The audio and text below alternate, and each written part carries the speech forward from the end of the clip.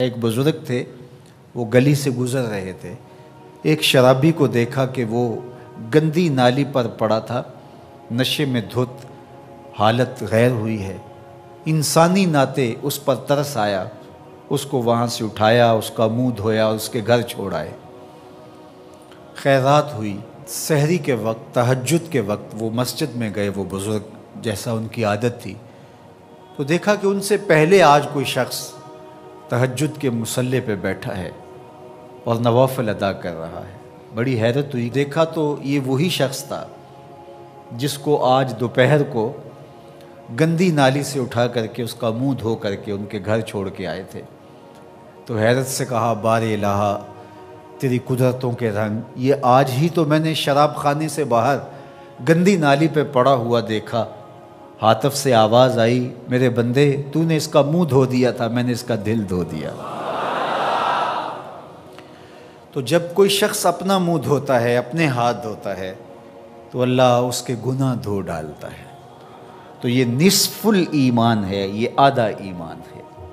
ہمارے دین نے ہمیں صفائی کا، ستھرائی کا، پاکیزگی کا، عفت کا، پاک دامنی کا حکم دیا ہے۔ اگر آپ مجھ سے پوچھیں کہ اسلام کا دوسرا نام کیا ہے، تو میں کہوں گا اسلام کا دوسرا نام دین طہارت ہے۔ علماء نے لکھا کہ ایک طہارت معنوی ہوتی ہے، ایک طہارت حسی ہوتی ہے۔ ہمارا دین متقاضی ہے اس بات کا کہ ہمارا دل شرک سے، کفر سے پاک ہو، ہمارا دماغ غرور سے، تکبر سے، اور ہمارا عمل ریا سے، ہمارا دل تصنع سے، بناوٹ سے، حقد، کینے اور بغض اور نفرتوں سے پاک ہو۔ مانوی نجاست سے ہم اپنے آپ کو پاک کریں۔ اسی طرح ہم ہر طرح کے حدث سے اپنے آپ کو پاک کریں، حد سے اصغر ہو یا حد سے اکبر ہو۔ وضو سے رہیں، وضو پر وضو کرنا مستحب ہے اور یہ قربت الہی کا ذریعہ ہے، اور ہر وضو کے ساتھ مسواک کرنا مستحب ہے، اور اگر مسواک نہیں ہے تو آپ انگلی کے ساتھ اپنے دانتوں کو صاف کریں۔ غسل واجب ہو وہ تو کرنا ہی کرنا ہے، لیکن روزانہ کی بنیاد پہ صفائی حاصل کرنے کے لیے غسل کیا جائے، مستحب ہے۔ نماز کے لیے آپ کے لباس کا صاف ہونا بھی شرط ہے، آپ کے جسم کا پاک ہونا بھی شرط ہے، حد سے اکبر اور حد سے اصغر سے پاک ہونا بھی شرط ہے، اور جہاں کھڑے ہو کے نماز پڑھ رہے ہیں اس جگہ کا پاک ہونا بھی شرط ہے۔ مجھے بتائیے کوئی ایسا پاکیزہ دین آپ نے دیکھا ہے؟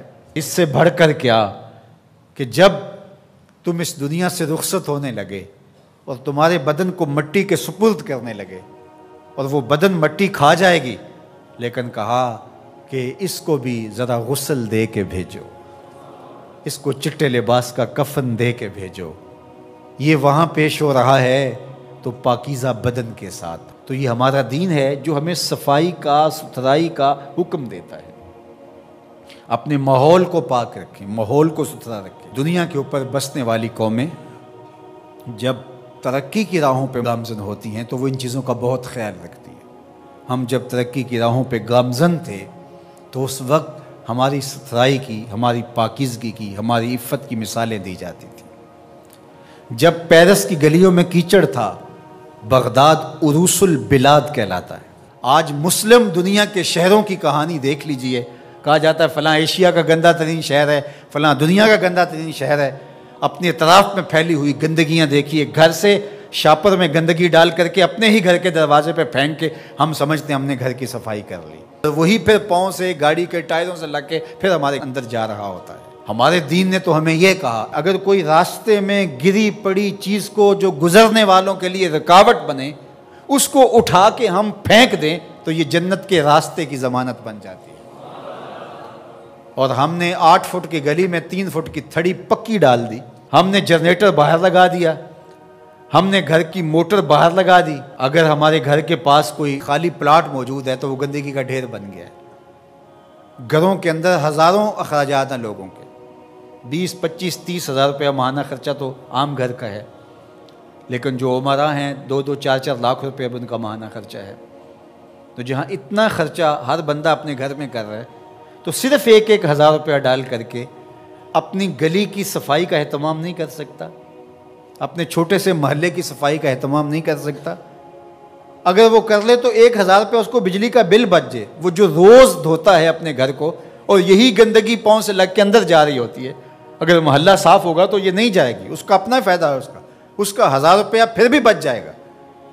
لیکن ہم اس کو کرنے کے لیے تیار نہیں، اپنے گھر کو صاف کر لیا اور باہر گندگی ڈال دی، اور دوسرے نے بھی اپنے گھر کو صاف کر لیا، باہر گندگی ڈال دی، راستے کے اندر گاڑی کھڑی کر دینا، چلتے راہ کے اندر ریت مٹی پھینک دینا، اور پھر 2 دن اس کو اٹھانا ہی نہ، لوگ اذیت سے گزرتے، کوئی بات نہیں۔ کس طرح کا معاشرہ بن گیا ہوگا؟ کس طرح بندہ گوارا کرتا ہے کہ اس نے سڑک پہ موٹر سائیکل کھڑی کی ہوئی ہے اور پیچھے ٹریفک رکی ہوئی ہے، اور وہ مزے سے جو ہے وہ اندر سے کلفی لے رہا ہے، کوئی اور چیز لے رہا ہے، اور لوگ ہارن بجا رہے ہیں، اور کہتا ہے بیٹھ جاؤ تنو آگے لگی ہے، وہ کہتے ہیں جی اس نے بھی تو روکا ہوا تھا، مجھے کیا ہے؟ عجیب کہانی ہے بھائی، کیا یہ ایک مسلمان کا طریقہ ہے؟ یہ تو ایک اچھے انسان کا طریقہ بھی نہیں ہے۔ مسلمان تو اس سے اوپر والے درجے کا شخص ہوتا ہے۔ اچھا انسان ہونا بہت بڑی بات ہے، اچھا مسلمان ہونا تو اس سے بڑی بات ہے۔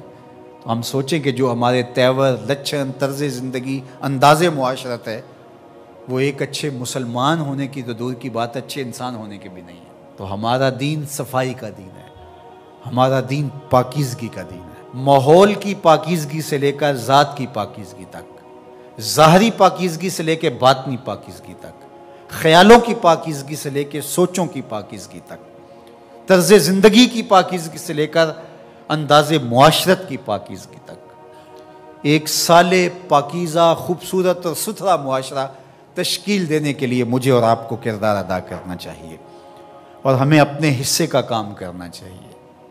چیزوں میں ترتب ہو، خوبصورتی ہو، نظم ہو، اور کسی کے لیے قذر کا، تکلیف کا، نقصان کا، پریشانی کا سبب اور ذریعہ نہ بنے۔